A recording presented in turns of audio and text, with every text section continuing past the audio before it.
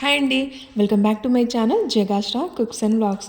ఈరోజు మన రెసిపీ చిక్కటి గ్రేవీతో చికెన్ కర్రీ అండి. చికెన్ అంటే నచ్చిన వాళ్ళు ఎవరూ ఉండరు కదా.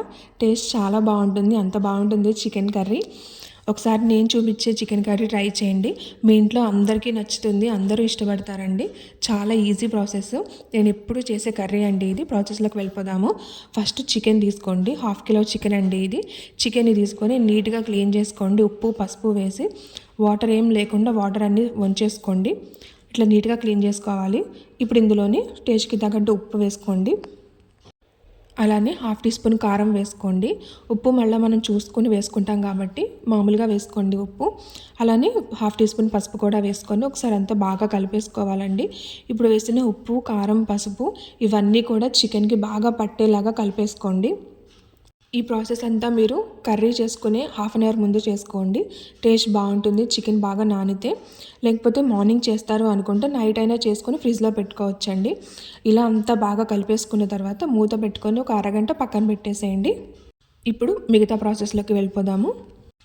ఇప్పుడు ఒక కళాయి తీసుకోండి. నేను తీసుకునేది 1/2 కిలో చికెన్ కాబట్టి ఈ చిన్న కళాయి అయితే సరిపోతుంది నాకు.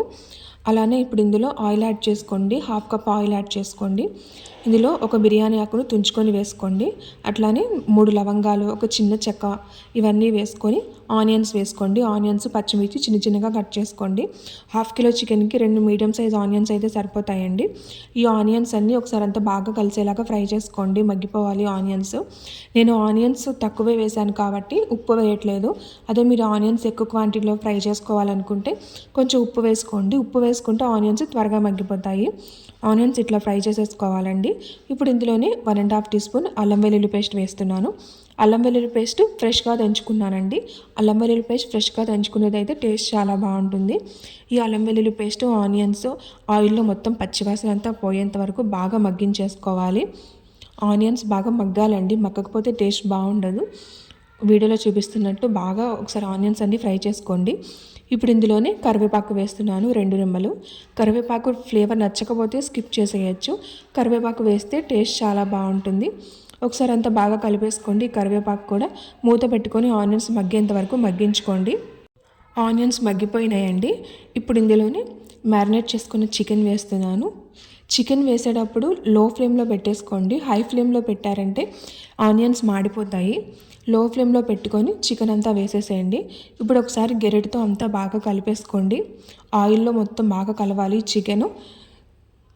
చికెన్లో ఉన్న వాటర్ అంతా పోయి ఆయిల్ అంతా సపరేట్ అయ్యేంత వరకు ఒకసారి అంతా బాగా కలిపేసుకొని ఫ్రై చేసుకోవాలండి. మూత పెట్టుకొని మగ్గించుకోవాలి, అప్పుడు త్వరగా మగ్గిపోతుంది. ఇలా మూత పెట్టుకొని మగ్గించుకోండి.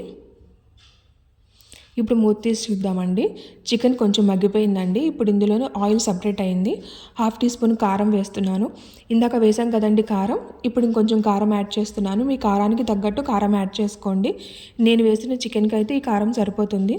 ఒకసారి అంతా బాగా కలిపేసుకోవాలి.